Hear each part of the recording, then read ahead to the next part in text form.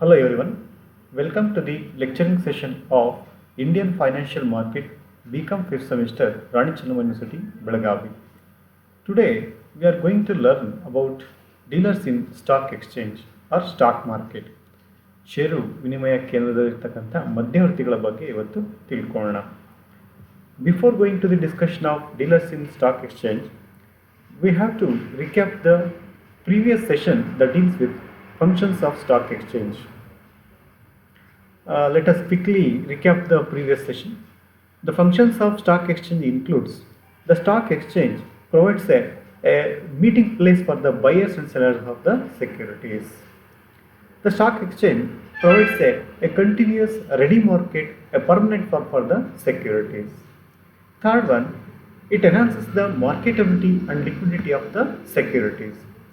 Fourth one, by providing continuous market or ready market for the stock exchanges, it contributes to the stability of the prices of the securities. And also, the stock market promotes the savings and investment of the people or the general public in an economy. And finally, the stock market helps the governments, business firms by providing a ready market to raise the needed capital by them. So these are some important functions of the stock market. Let us know the objectives of this session. To understand the various dealers in stock exchange, that is the objective. I hope that after completing this session, the students are able to understand the various dealers which are functioning in the stock exchanges in India. The functionaries or dealers in stock exchange. So ನಮ್ಮ ಭಾರತೀಯ ಷೇರು ಮಾರುಕಟ್ಟೆಯಲ್ಲಿರ್ತಕ್ಕಂಥ ವಿವಿಧ ಮಧ್ಯವರ್ತಿಗಳ ಬಗ್ಗೆ ನಾವು ತಿಳ್ಕೊಳ್ಳೋಣ. This are the list of intermediates who deals in stock market. First one, jobbers, brokers, sub brokers, ದರ್ವಾನಿವಾಲಸ್, ಪೋರ್ಟ್ಫೋಲಿಯೋ ಕನ್ಸಲ್ಟೆಂಟ್ಸ್, ಸ್ಪೆಕ್ಯುಲೇಟರ್ಸ್ ಅಂತ ಹೇಳ್ತೀವಿ. ಕನ್ನಡದಲ್ಲಿ ಕೂಡ ಆ್ಯಸ್ ಇಟ್ ಈಸ್ ಸೇಮ್ ವರ್ಡ್ಸ್ನೇ ನಾವು ಹೇಳ್ತಾ ಹೋಗ್ತೀವಿ, ಕೆಲವೊಂದಕ್ಕೆ ಬಿಟ್ಟು. ಜಾಬರ್ಸ್ ಅಂತಲೇ ಕರಿತೀವಿ, ಬ್ರೋಕರ್ ದಲ್ಲಾಳಿಗಳು, ಮಧ್ಯವರ್ತಿಗಳು ಅಂತ ಕರಿತೀವಿ, ಸಬ್ ಬ್ರೋಕರ್ ಉಪ ದಲ್ಲಾಳಿ ಅಂತ ಕರಿತೀವಿ, ದರ್ವಾನಿವಾಲ ಅಂತ ಕರಿತೀವಿ, ಪೋರ್ಟ್ಫೋಲಿಯೋ ಕನ್ಸಲ್ಟೆಂಟ್ಸ್ ಅಂತ ಹೇಳ್ತೀವಿ, ಸ್ಪೆಕ್ಯುಲೇಟರ್ ಸಟ್ಟ ವ್ಯಾಪಾರಿಗಳು ಅಂತ ಹೇಳ್ತಾ ಹೋಗ್ತೀವಿ ಕನ್ನಡದಲ್ಲಿ. ಸೊ ನಮ್ಮೆಲ್ಲರಿಗೂ ಗೊತ್ತಿದೆ, ನಾವು ಡೈರೆಕ್ಟಾಗಿ ಸ್ಟಾಕ್ ಮಾರ್ಕೆಟ್ಗೆ ಎಂಟ್ರ್ ಆಗೋದಕ್ಕೆ ಬರೋದಿಲ್ಲ. ಅಂದರೆ ನಾವು ವ್ಯಾಪಾರ ಮಾಡೋದಕ್ಕೆ, ಡೀಲಿಂಗ್ಸ್ ಮಾಡೋದಕ್ಕೆ, buying and selling of securities ಮಾಡೋದಕ್ಕೆ ಡೈರೆಕ್ಟಾಗಿ ನಾವು ಸ್ಟಾಕ್ ಮಾರ್ಕೆಟ್ಗೆ ಎಂಟ್ರ್ ಆಗೋದಕ್ಕೆ ಸಾಧ್ಯ ಇಲ್ಲ. Only the members of the stock market can transact in the stock market. That's why whenever we want to buy a securities or sell securities in the stock exchange, we have to meet the intermediaries. With the help of those intermediaries, we can transact in the stock market. Then we will learn individually. First one, Jobbers.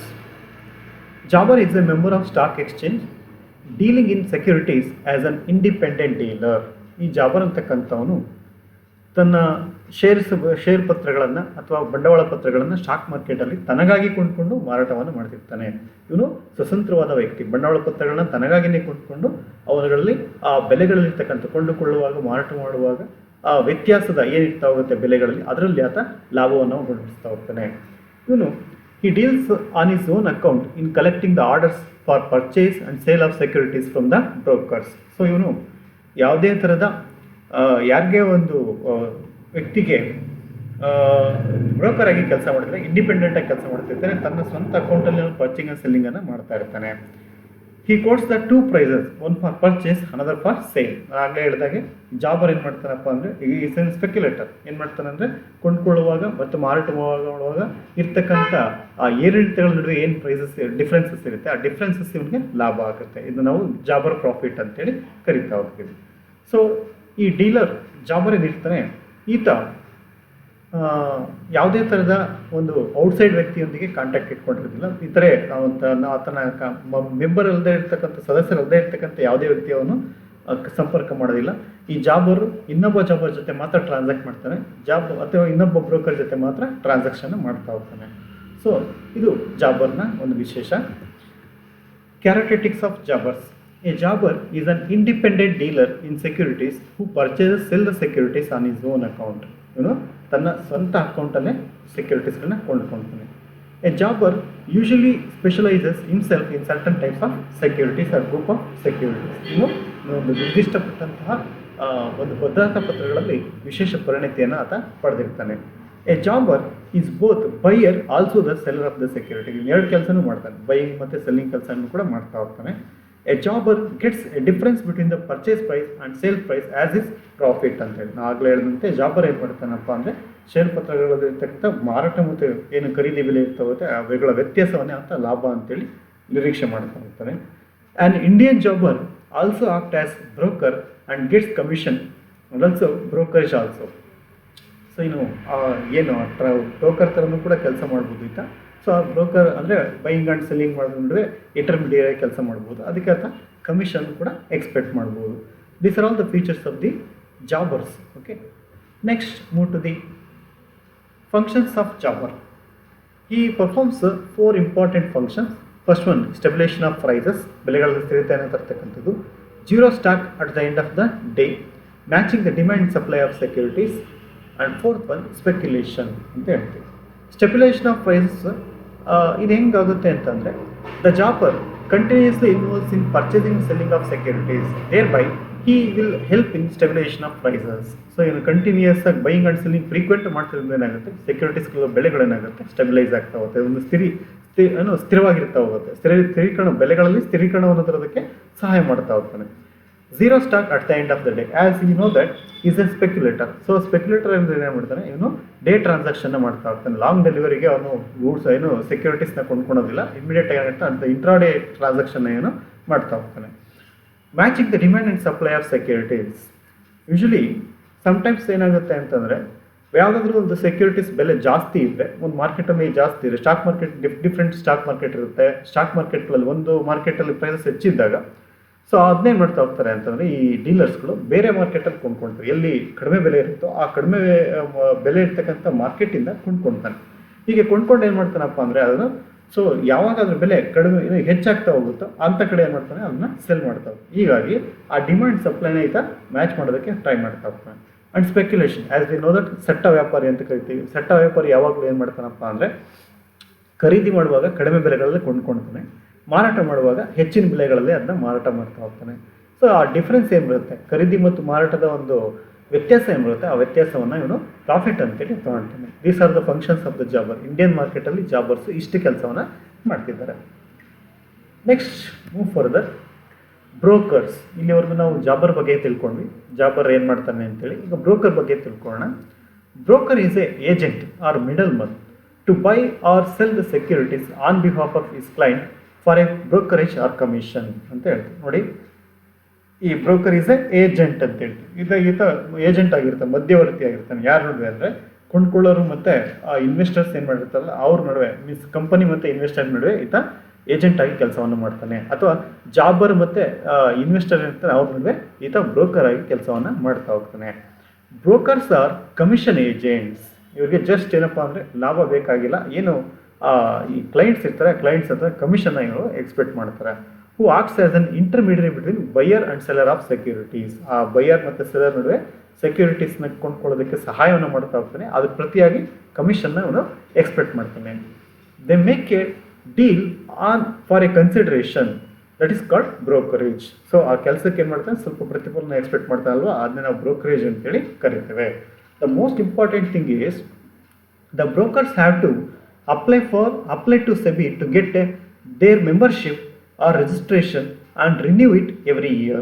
So broker compulsory ಏನು ಮಾಡಬೇಕು, rules and ರೆಗ್ಯುಲೇಷನ್ನ follow ಮಾಡಬೇಕು stock exchange ಜೊತೆಗೆ.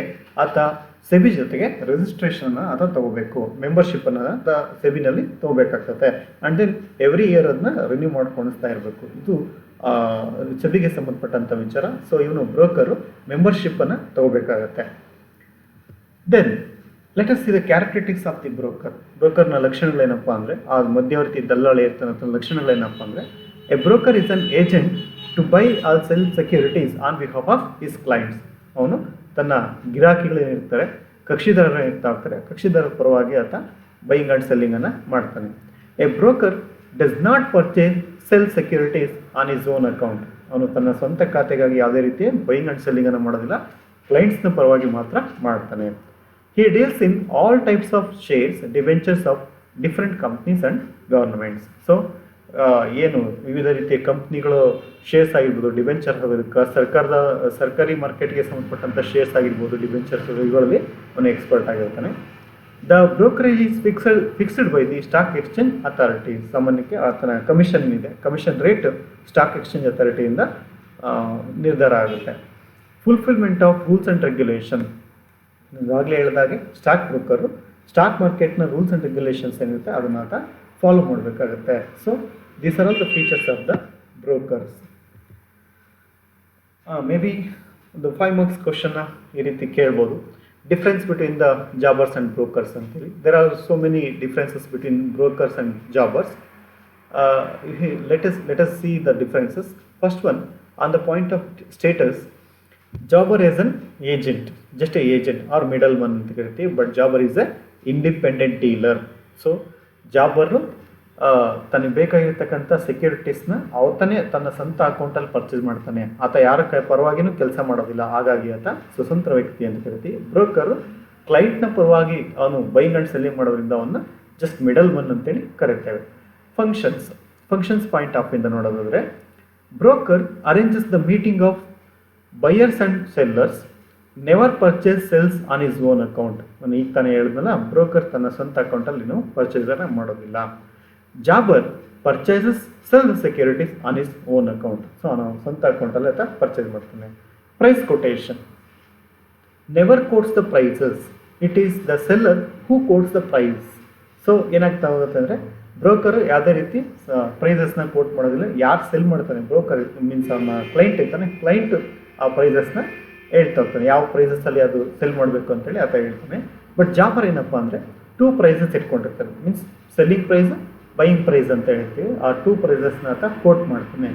Then clients ಯಾರಪ್ಪ ಅಂತಂದರೆ, client point of ಇಂದ deals with the investing public and jobbers. So ಈತ ಯಾರ್ಯಾರಿಗೆ ಬ್ರೋಕರ್ ಕೆಲಸ ಮಾಡ್ಕೋಬೋದಪ್ಪ ಅಂದರೆ, ಒಂದು ಇನ್ವೆಸ್ಟಿಂಗ್ ಪಬ್ಲಿಕ್, ಯಾರು ನಿಮ್ಮಂತೆ ಸಾಮಾನ್ಯ ಜನರು ಇರ್ತಾರೆ, ಆ ಸಾಮಾನ್ಯ ಜನರಿಗೆ ಇವನು ಇನ್ವೆಸ್ಟರ್, ಸೊ ಮಧ್ಯವರ್ತಿಯಾಗಿ ಕೆಲಸ ಮಾಡ್ಬೋದು. ಜೊತೆಗೆ ಜಾಬರು ಕೂಡ ಈತ ಬ್ರೋಕರ್ ಆಗಿ ಕೆಲಸವನ್ನು ಮಾಡ್ಬೋದು. But jobber deals only with the brokers. ಅವನ ಹತ್ರ ಯಾರು ಮೆಂಬರ್ಶಿಪ್, ಮೀನ್ಸ್ ಯಾರು ಮೆಂಬರ್ಶಿಪ್ಪನ್ನು ತೊಗೊಂಡಿರ್ತಾರೆ ಅವ್ರ ಹತ್ರ ಮಾತ್ರ ಜಾಬರು ವ್ಯವಹಾರಗಳನ್ನ ಮಾಡ್ತಾನೆ. ಸೊ ಇದು ಜನರಲ್ ಪಬ್ಲಿಕ್ ಜೊತೆ ಜಾಬರು ಕೆಲಸವನ್ನು ಮಾಡೋದಿಲ್ಲ. ರೆಮ್ಯುನರೇಷನ್ ಪಾಯಿಂಟ್ ಆಫ್ ಇಂದ ನೋಡಿದ್ರೆ, the broker gets brokerage as commission. ಸಾಮಾನ್ಯಕ್ಕೆ ಆ ಒಂದು ಹೂಡಿಕೆದಾರರು ಮತ್ತು ಏನು ಕಂಪನಿಗಳಿರ್ತಾರೆ, ಜಾಬರ್ ಇರ್ತಾರೆ, ಈ ನಡುವೆ ಸಂಪರ್ಕಗೊಂಡಿಯಾಗಿ ಕೆಲಸ ಮಾಡ್ತಿರೋದಕ್ಕೆ ಪ್ರತಿಫಲವಾಗಿ ಕಮಿಷನ್ನ ಪಡಿತಾನೆ. ಬಟ್ ಇವನು jobber he gets a profit known as jobber return ಅಂತ ಹೇಳ್ತೀವಿ. Means buying and price, selling price difference ಏನಿರುತ್ತೆ ಅದನ್ನು ಜಾಬರ್ಸ್ ಪ್ರಾಫಿಟ್ ಅಂತೇಳಿ, ಜಾಬರ್ಸ್ ಟರ್ನ್ ಅಂತೇಳಿ ಕರಿತೇವೆ. And the point of specialisation, he deals with all types of securities. ಎಲ್ಲ ಥರದ ಸರ್ಕಾರಿ ಸೇವಾ ಭದ್ರತೆಗಳು, ಕಂಪ್ನಿ ಭದ್ರತೆಗಳು, ವಿವಿಧ ರೀತಿಯ ಕಂಪನಿಗಳು ಇರ್ತವೆ. ಆ ಕಂಪ್ನಿಯ ಸೆಕ್ಯೂರಿಟೀಸ್ಗಳ ಬಗ್ಗೆ ಈತ ತಿಳ್ಕೊಂಡಿರ್ತಾನೆ, ಅವುಗಳಲ್ಲಿ ವ್ಯವಹಾರವನ್ನು ಮಾಡ್ತಾನೆ. But jobber he deals specialistly deals with the specific group of securities ಅಂತ ಹೇಳಿ, ಸ್ಪೆಸಿಫಿಕ್ ಆಗಿರ್ತ ನಿರ್ದಿಷ್ಟವಾಗಿರ್ತಕ್ಕಂಥದ್ದು ಕೆಲವೇ ಇಂಡಸ್ಟ್ರಿಗೆ ಸಂಬಂಧಪಟ್ಟ ಸೆಕ್ಯೂರಿಟೀಸ್ನ ಈತ ಡೀಲ್ ಮಾಡ್ತಾ ಹೋಗ್ತಾನೆ. ಡಿಟರ್ಮಿನೇಷನ್ ಆಫ್ ರೆಮ್ಯುನರೇಷನ್ ಯಾರು ಡಿಟರ್ಮಿನೇಷನ್ ಮಾಡ್ತಾರೆ ಅಂತಂದರೆ, on the point of brokerage fixed by stock exchange. So percentage, ಇನ್ನು ಕಮಿಷನ್ ಪರ್ಸೆಂಟೇಜ್ ಏನಿರುತ್ತೆ ಅದು ಸ್ಟಾಕ್ ಮಾರ್ಕೆಟ್ ಡಿಸೈಡ್ ಮಾಡುತ್ತೆ, ಸ್ಟಾಕ್ ಎಕ್ಸ್ಚೇಂಜ್ ಡಿಸೈಡ್ ಮಾಡ್ತಾ ಹೋಗುತ್ತೆ. But jobber profit determined by the market forces. The demand and supply ಏನಿರುತ್ತೆ, ಆ demand and supply ಅದು ಆತನ ಒಂದು ಪ್ರಾಫಿಟ್ ಮಾರ್ಜಿನನ್ನು ಡಿಸೈಡ್ ಮಾಡ್ತಾರೆ. This are the main difference between jobbers and brokers.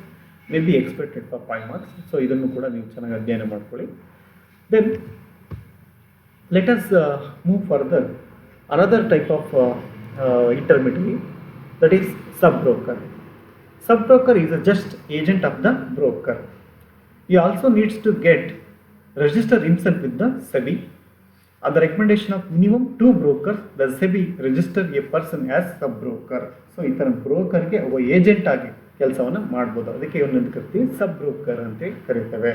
So ಈತನೂ ಕೂಡ ಸೆಬಿ ಜೊತೆ ರಿಜಿಸ್ಟ್ರೇಷನ್ನ ತೊಗೋಬೇಕಾಗತ್ತೆ, ಸೆಬಿನಲ್ಲಿ ರಿಜಿಸ್ಟ್ರೇಷನ್ ಮಾಡ್ಕೋಬೇಕಾಗತ್ತೆ.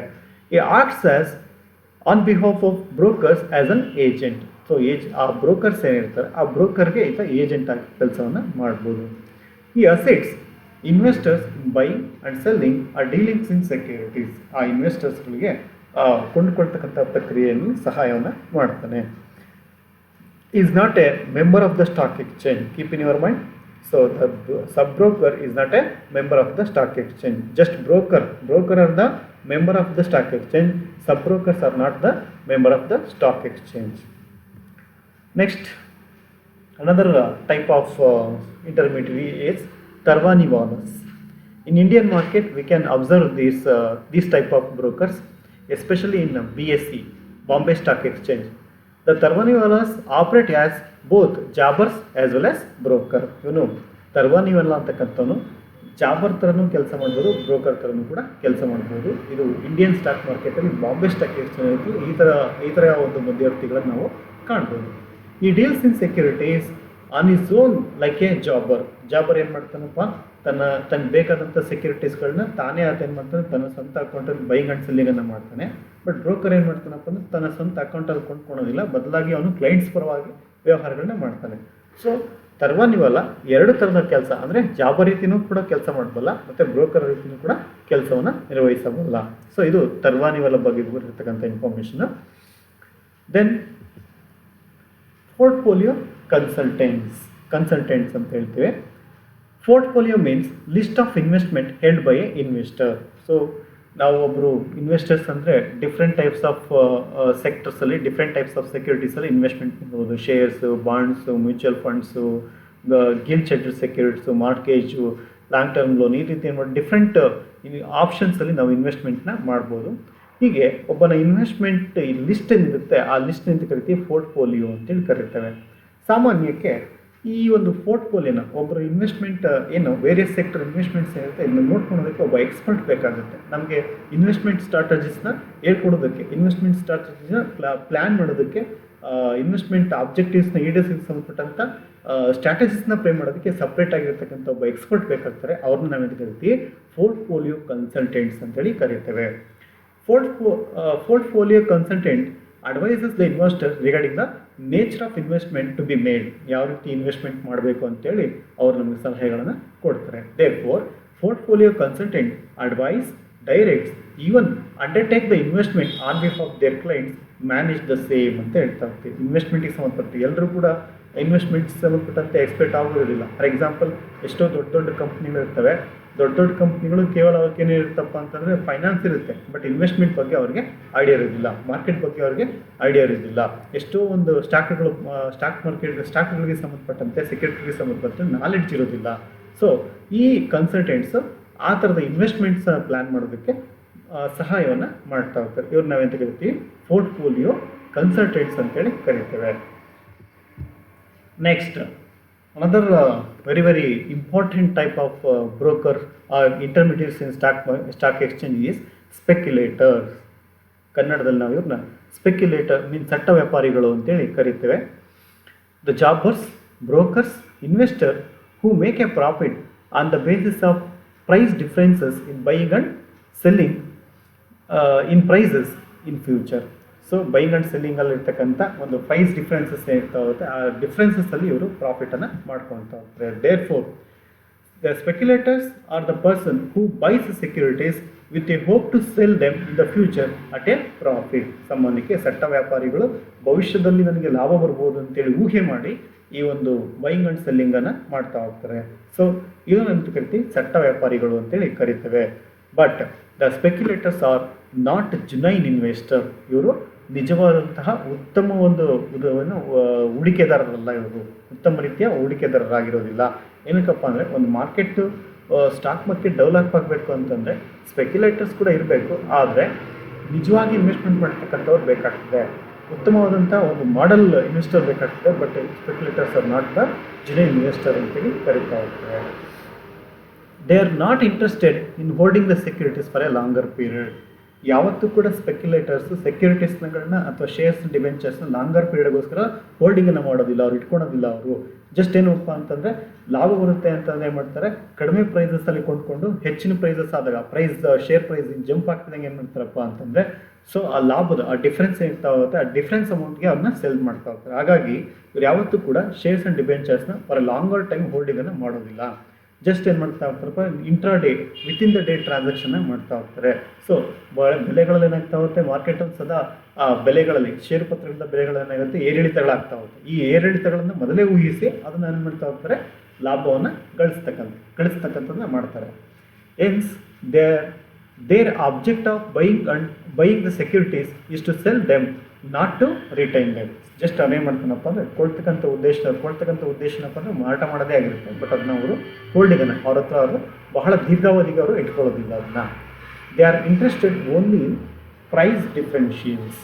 ಸೊ ಜಸ್ಟ್ ಏನು ಮಾಡ್ತಾರಪ್ಪ ಅಂದರೆ ಆ ಬೆಲೆಗಳಲ್ಲಾಗ್ತಕ್ಕಂಥ ಏರಿಳಿತಗಳಲ್ಲಿ ಲಾಭವನ್ನು ಗಳಿಸ್ತಕ್ಕಂಥದ್ದು ಅವ್ರ ಉದ್ದೇಶ ಆಗಿರ್ತದೆ. ಇವರು ನಾವು ಸ್ಪೆಕ್ಯುಲೇಟರ್ಸ್ ಅಂತ ಕರಿತೇವೆ. ಇವ್ರು ನಾವು ಕನ್ನಡದಲ್ಲಿ ಸಟ್ಟ ವ್ಯಾಪಾರಿಗಳು ಅಂತೇಳಿ ಕರಿತೇವೆ. Next, types of speculators. There are 4 types of speculators in Indian stock market: bull, bear, star, lame duck ಅಂತೇಳಿ ಕರೀತೇವೆ. ಕನ್ನಡದಲ್ಲಿ ಬುಲ್ ಅಂದರೆ ಗೂಳಿ ಅಂತ ಕರಿತೇವೆ, ಬಿಯರ್ ಕರಡಿ ಅಂತ ಕರಿತೇವೆ, ಸ್ಟಾಗ್ ಸಾರಂಗ ಅಂತ ಕರಿತೇವೆ, ಲೇಮ್ ಡಕ್ ಅಂತಂದರೆ ಕುಂಟು ಬಾತುಕೋಳಿ ಅಂತೇಳಿ ಕರಿತೇವೆ. ಯಾಕೆ ಅವ ಹೆಸರುಗಳನ್ನ ಕೊಟ್ಟಿದ್ದಾರೆ ಅನ್ನೋದನ್ನ ನಾವು ಸ್ಟಡೀಸ್ ಕೂಡ ಮಾಡೋಣ. ಫಸ್ಟ್ ಒನ್ ಬುಲ್ ಅಂತ ಹೇಳ್ತೇವೆ. Bull is an optimistic speculator. ಇವನು ಆಶಾವಾದಿತನವನ್ನು ಹೊಂದಿರ್ತಾನೆ. ಯಾವುದು ಬಗ್ಗೆ ಅಂತಂದರೆ, he expect a rise in the prices of the securities in which he deals. ಇವನು ಯಾವಾಗಲೂ ಕೂಡ ಯಾವ ಸೆಕ್ಯೂರಿಟೀಸ್ಗಳನ್ನ ಯಾಕೆ ಕೊಂಡ್ಕೊಳ್ತಾನಪ್ಪ ಅಂದರೆ, ಇವನು ಕೊಂಡ್ಕೊಳ್ತಕ್ಕಂಥ ಸೆಕ್ಯೂರಿಟೀಸ್ಗಳು, ಆ ಶೇರ್ಸ್ ಡಿವೆಂಚರ್ಸ್ ಏನಿರ್ತಾವೆ ಅವುಗಳ ಬೆಲೆ ಫ್ಯೂಚರಲ್ಲಿ ರೈಸ್ ಆಗ್ಬೋದು ಅನ್ನೋ ಒಂದು ಆಶಾವಾದವನ್ನು ಇಟ್ಕೊಂಡು ಈತ ಏನು ಮಾಡ್ತಾ ಹೋಗ್ತಾನಪ್ಪ ಅಂದರೆ ಸೆಕ್ಯೂರಿಟೀಸ್ಗಳನ್ನ ಕೊಂಡ್ಕೊಳ್ತಾನೆ. Therefore, he enters into purchase transaction with a view to sell them at a profit in the future. ಅವುಗಳನ್ನ ಫ್ಯೂಚರಲ್ಲಿ ಮಾರಾಟ ಮಾಡ್ಬೋದು, ಅವುಗಳ ಬೆಲೆ ಹೆಚ್ಚಾಗುತ್ತೆ ಅಂತೇಳಿ ಕೊಂಡ್ಕೊಳ್ಳೋದಕ್ಕೆ ಪರ್ಚೇಸನ್ನು ಮಾಡ್ತಾ ಹೋಗ್ತಾನೆ. ಜೊತೆಗೆ ಅವನ್ನ ಪ್ರೈಸ್ ಹೆಚ್ಚಾದಾಗ ಅದನ್ನ ಅವನು ಮಾರಾಟ ಮಾಡ್ತಾನೆ. If his expectation becomes a reality, he shall get the price difference without actually taking the delivery of the securities. So ಅವನ ಒಂದು ಏನು ಊಹೆ ಮಾಡಿರ್ತಾನೆ, ಆ ನಿರೀಕ್ಷೆ ಏನಾದರೂ ಈಡೇರಿದ್ರೆ, ಅಂದರೆ ಏನು ಪ್ರೈಸಸ್ ಇಂಪ್ರೂವ್ ಆದರೆ ಅವನಿಗೆ ಲಾಭ ಆಗುತ್ತೆ, ಪ್ರೈಸಸ್ ಜಂಪ್ ಆದರೆ ಅವನಿಗೆ ಲಾಭ ಆಗ್ತಾ ಹೋಗುತ್ತೆ. ಸೊ ಒಂದು ವೇಳೆ ಅವನ ನಿರೀಕ್ಷೆ ಹುಸಿ ಆದರೆ, ಸುಳ್ಳಾದರೆ, ಫಾರ್ ಎಕ್ಸಾಂಪಲ್ ಅವ್ನು ಕೊಂಡ್ಕೊಂಡಿರ್ತಕ್ಕಂಥ ಶೇರ್ನ ಬೆಲೆ ಕಡಿಮೆ ಆಯಿತು ಅಂದರೆ ಈತನಿಗೆ ನಷ್ಟ ಆಗುತ್ತೆ. ಇದು ಬುಲ್ ಟೈಪ್ ಆಫ್ ಸ್ಪೆಕ್ಯುಲೇಟರ್ಸ್ ಅಂತ ಹೇಳ್ತೇವೆ. ಬಟ್ ಈತ ಏನಪ್ಪ ಅಂದರೆ ಪಾಸಿಟಿವ್ ಆಗಿ ಥಿಂಕ್ ಮಾಡ್ತಾನೆ, ಪ್ರೈಸಸ್ ಇನ್ಕ್ರೀಸ್ ಆಗ್ಬೋದು ಅಂತೇಳಿ ಥಿಂಕ್ ಮಾಡ್ತಾ ಹೋಗ್ತಾನೆ. Is called bull speculator. Next, bear. Bear speculator just opposite to the bull. A bear is a pessimistic speculator. Pessimistic ಅಂದರೆ ನಿರಾಶಾವಾದವನ್ನು ಹೊಂದಿರತಕ್ಕಂಥವ್ನು, ನಿರಾಶೆ ಇರ್ತಾ ಹೋಗುತ್ತೆ. ಯಾರು ಸಂಬಂಧಪಟ್ಟಂತೆ, he expect a sharp fall in the prices of certain ಸೆಕ್ಯೂರಿಟೀಸಲ್ಲಿ prices ಕಡಿಮೆ ಆಗ್ಬೋದು ಅಂತ ಏನು ಮಾಡ್ತಾ ಹೋಗ್ತಾನಪ್ಪ ಅಂದರೆ ಇದು ಸೆಕ್ಯೂರಿಟೀಸ್ಗಳನ್ನ ಮಾರಾಟ ಮಾಡ್ತಾ ಹೋಗ್ತಾನೆ. He enters into selling contracts in certain types of securities on a future ಡೇಟಲ್ಲಿ ಕೆಲವೊಂದು ಸೆಕ್ಯೂರಿಟೀಸ್ಗಳನ್ನ ಏನು ಮಾಡ್ತಾ ಹೋಗ್ತಾನಪ್ಪ ಅಂದರೆ ಅವುಗಳು ಬೆಲೆ ಬಿದ್ದೋಗ್ಬೋದು, ಕಡಿಮೆ ಆಗ್ಬೋದು ಅಂತೇಳಿ ಮಾರಾಟವನ್ನು ಸ್ಟಾರ್ಟ್ ಮಾಡ್ತಾ ಹೋಗ್ತಾನೆ. If the prices of the securities falls has he expects, he shall get the price difference. So ಇವು ನಿರೀಕ್ಷೆ ಮಾಡಿದಂತೆ ಅವುಗಳ ಬೆಲೆ ಏನಾದರೂ ಕಡಿಮೆ ಆದರೆ, ಶೇರ್ ಬೆಲೆಗಳು ಏನಾದರೂ ಕಡಿಮೆ ಆದರೆ ಸೊ ಈತನಿಗೆ ಲಾಭ ಬರುತ್ತೆ. ಬದಲಾಗಿ ಈತ ಏನಾದರೂ ಎಕ್ಸ್ಪೆಕ್ಟ್ ಮಾಡಿರ್ತಕ್ಕಂಥದ್ದು, ಏನು ಎಕ್ಸ್ಪೆಕ್ಟ್ ಮಾಡ್ತಾನೆ, ಪ್ರೈಸ್ ಬಿದ್ದೋಗ್ಬೋದು, ಮೀನ್ಸ್ ಕಡಿಮೆ ಆಗ್ಬೋದು ಅಂತ ನಿರೀಕ್ಷೆ ಮಾಡ್ತಾನೆ. ಒಂದು ವೇಳೆ ನಿರೀಕ್ಷೆ ಮಾಡಿದ್ದು ಸುಳ್ಳಾದರೆ ಈತನಿಗೆ ಲಾಸ್ ಆಗ್ತಾ ಹೋಗುತ್ತೆ. ಇದು ಬೇರ್ ಸ್ಪೆಕ್ಯುಲೇಟರ್ ಅಂತೇಳಿ ಕರೀತೇವೆ. ನೆಕ್ಸ್ಟ್, ಸ್ಟಾಗ್ ಅಂತ ಹೇಳ್ತೇವೆ. ಬುಲ್ ಮತ್ತು ಬಿಯರ್ಗೆ ಕಂಪೇರ್ ಮಾಡಿದ್ರೆ ಇವನ್ನ ನಾವು ಕಾಷಿಯಸ್ ಇನ್ವೆಸ್ಟರ್ ಅಂತ ಕರಿತೀವಿ. ಅತ್ಯಂತ ಜಾಗರೂಕರಾದಂತಹ ಇನ್ವೆಸ್ಟರ್ ಅಂತೇಳಿ ಕರಿತಾ ಹೋಗ್ತೀವಿ. A stag is considered as a cautious investor when compare to bulls and bears. So ಇಬ್ಬರು ಕಂಪೇರ್ ಮಾಡಿದ್ರೆ ಈಸ್ ಅ ಕಾನ್ಷಿಯಸ್ ಇನ್ವೆಸ್ಟರ್ ಅಂತ ಕರಿತೀವಿ. Is a speculator who simply applies for fresh shares in new companies with the sole object of selling them at a premium or profit as soon as he gets the shares allotted. So ಈ stack ಸಾರಂಗ ಏನು ಮಾಡ್ತಾನಪ್ಪ ಅಂತಂದರೆ, ಈತ ಹೊಸ ಹೊಸ ಷೇರುಗಳನ್ನು ಹಂಚಿಕೆ ಮಾಡೋದಕ್ಕೆ ಈತ ಅಪ್ಲಿಕೇಶನ್ ಹಾಕಿರ್ತಾನೆ. ಅಪ್ಲಿಕೇಶನ್ ಹಾಕಿದ ತಕ್ಷಣ ತನಗೆ ಅಲರ್ಟ್ ಆದರೆ, ಮೀನ್ಸ್ ಹಂಚಿಕೆ ಆದಾಗ, ಭದ್ರತೆಗಳು ಹಂಚಿಕೆ ಆದಾಗ ಅವುಗಳನ್ನ ಏನು ಮಾಡ್ತಾನೆ, ಹೆಚ್ಚಿನ ಬೆಲೆಗೆ ಮಾರಾಟ ಮಾಡಿ ಲಾಭವನ್ನು ಗಳಿಸ್ತಾನೆ. ಅದಕ್ಕಾಗಿ ಫ್ರೆಶ್ ಆಗಿ ಹೊಸ ಸೆಕ್ಯೂರಿಟೀಸ್ಗೆ ಅಪ್ಲೈ ಮಾಡಿರ್ತಾನೆ. ಒಂದು ವೇಳೆ ಅವನು ಎಕ್ಸ್ಪೆಕ್ಟ್ ಮಾಡಿದ್ದು ನಿಜ ಆದರೆ ಐ ಪ್ರೇಯರ್ಸ್ಗೆ ಅವು ಸೆಲ್ ಆದರೆ ಆತನಿಗೆ ಏನಾಗುತ್ತೆ, ಸೊ ಲಾಭ ಆಗುತ್ತೆ. ಒಂದು ವೇಳೆ ಹೊಸ ಶೇರ್ಗಳು ಲಾಭವನ್ನು ಗಳಿಸಿಲ್ಲ ಅಂತಂದರೆ ಈತನಿಗೆ ಲಾಸ್ ಆಗ್ತಾ ಹೋಗುತ್ತೆ. ಸೊ ಇದನ್ನು ನಾವು ಸ್ಟಾಕ್ ಸ್ಪೆಕ್ಯುಲೇಟರ್ ಅಂತೇಳಿ ಕರೀತೇವೆ. At the last, lame duck, the last type of speculator, lame duck, ಕುಟ್ಟು ಬಾತುಕೋಳಿ ಅಂತ ಕರೀತೇವೆ. When a bear is unable to meet his commitment immediately he said to be struggling like a lame duck ಅಂತ ಹೇಳ್ತೇವೆ. ಸಾಮಾನ್ಯಕ್ಕೆ ಈ beer ಬಗ್ಗೆ ಈಗಾಗಲೇ ತಿಳ್ಕೊಂಡ್ವಿ, ಕರಡಿ ಬಗ್ಗೆ ಈಗಾಗಲೇ ತಿಳ್ಕೊಂಡ್ವಿ. ಏನಪ್ಪ ಅಂತಂದರೆ ಆತ ನಿರಾಶವಾದತನ ಹೊಂದಿರ್ತಾನೆ, ಜೊತೆಗೆ ಫ್ಯೂಚರ್ ಡೇಟಲ್ಲಿ ಆ ಶೇರ್ ಪ್ರೈಸಸ್ ಕಡಿಮೆ ಆಗ್ಬೋದು ಅಂತೇಳಿ ಆತ ಎಕ್ಸ್ಪೆಕ್ಟೇಷನ್ ಇಟ್ಕೊಂಡಿರ್ತಾನೆ. ಒಂದು ವೇಳೆ ನಿರ್ದಿಷ್ಟವಾದಂತಹ ದಿನಾಂಕದಲ್ಲಿ ನಿರ್ದಿಷ್ಟವಾದಂಥ ಸಂಖ್ಯೆಗಳನ್ನು, ನಿರ್ದಿಷ್ಟವಾದಂತಹ ಷೇರು ಪತ್ರಗಳನ್ನ ಮಾರಾಟ ಮಾಡೋದ್ರಲ್ಲಿ ಆತ ವಿಫಲ ಆದರೆ, ಒಂದು ವೇಳೆ ಆ ಕಮಿಟ್ಮೆಂಟ್ ಕೊಟ್ಟಿರ್ತಾನೆ, ಕಾಂಟ್ರಾಕ್ಟ್ ಮಾಡ್ಕೊಂಡಿರ್ತಾನೆ, ಮಾರಾಟ ಮಾಡೋದಕ್ಕೆ ಕಾಂಟ್ರಾಕ್ಟನ್ನು ಮಾಡ್ಕೊಂಡಿರ್ತಾನೆ, ಆ ಮಾರಾಟ ಮಾಡಿರ್ತಕ್ಕಂಥ ದಿನದಲ್ಲಿ ಆ ಏನು ಇತ್ಯರ್ಥ ದಿನ ಏನಿರ್ತಾ ಹೋಗುತ್ತೆ, ಆ ಮೆಚುರಿಟಿ ಡೇಟಲ್ಲಿ ಆತ ಅವನು ಮಾರಾಟ ಮಾಡೋದಕ್ಕೆ ಆಗಲಿಲ್ಲ ಅಂತಂದರೆ ಸ್ಟ್ರಗಲ್ ಪಡ್ತಾ ಹೋಗ್ತಾನೆ, ಚಡಪಡಿಸ್ತಾ ಹೋಗ್ತಾನೆ. ಅದಕ್ಕೆ ಅಂತ ಕರಿತೀವಿ ಅವನ್ನ ಲೇಮ್ ಡಕ್, ಕುಂಟು ಬಾತುಕೋಳಿ ಅಂತೇಳಿ ಕರಿತೇವೆ. Bear turns into lame duck when he fails to sell his shares at a lower price as expected by him. So ಅವನು ಪ್ರೈಸಸ್ ಕಡಿಮೆ ಆಗುತ್ತೆ ಅಂತೇಳಿ ಮಾರಾಟ ಮಾಡೋದಕ್ಕೆ ಅಗ್ರಿಮೆಂಟ್ ಮಾಡ್ಕೊಂಡಿರ್ತಾನೆ. ಇತ್ಯರ್ಥ ದಿನದಂದು ಆ ಮೆಚುರಿಟಿ ಡೇಟ್ ಅಂತ ಏನಾಗ್ತಾ ಹೋಗುತ್ತೆ, ಅವನು ಆ ಎಕ್ಸಿಕ್ಯೂಷನ್ ಮಾಡಬೇಕು. ಒಂದು ವೇಳೆ ಮಾಡೋದಕ್ಕಾಗ್ತಾ ಇಲ್ಲ ಅಥವಾ ಅವ್ನು ಹೇಳಿದಂಥ ಸೆಕ್ಯೂರಿಟೀಸ್ ಮಾರ್ಕೆಟಲ್ಲಿ ಲಭ್ಯನೇ ಇಲ್ಲ ಅಂತಂದಾಗ ಅವನಿಗೆ ಸಂದಿಗ್ಧತೆ ಬರ್ತಾ ಹೋಗುತ್ತೆ, ಒಂದು ಚಡಪಡಿಕೆ ಸ್ಟಾರ್ಟ್ ಆಗುತ್ತೆ. ಹಾಗಾಗಿ ಏನಾಗುತ್ತೆ, ಈತನಿಗೆ ಲಾಸ್ ಆಗೋದಕ್ಕಂಥ ಚಾನ್ಸಸ್ ಕೂಡ ಇರ್ತದೆ. ಅದಕ್ಕೆ ಅವನ್ನ ಅಂತ ಕರಿತೀವಿ ಲೇಮ್ ಡಕ್ ಅಂತೇಳಿ ಕರಿತೇವೆ. ಸೊ ಇಲ್ಲಿವರೆಗೂ ನಾವೇನು ಡಿಸ್ಕಷನ್ ಮಾಡಿದ್ವಿ ಅಂದರೆ, ಸಂಬಂಧಪಟ್ಟಂತಹ ಸ್ಟಾಕ್ ಮಾರ್ಕೆಟ್ಗೆ ಸಂಬಂಧಪಟ್ಟಂತಹ ವಿವಿಧ ರೀತಿಯ ಬ್ರೋಕರ್ಸ್ಗಳ ಬಗ್ಗೆ, ಡೀಲರ್ಸ್ಗಳ ಬಗ್ಗೆ ನಾವು ತಿಳ್ಕೊಂಡ್ವಿ. ಸೊ ಶೇರ್ ಮಾರುಕಟ್ಟೆಯಲ್ಲಿ ಬರ್ತಕ್ಕಂಥ ವಿವಿಧ ರೀತಿಯ ಮಧ್ಯವರ್ತಿಗಳ ಬಗ್ಗೆ ನಾವು ತಿಳ್ಕೊಂಡ್ವಿ. Hope you this information is useful to you. So thank you all of you.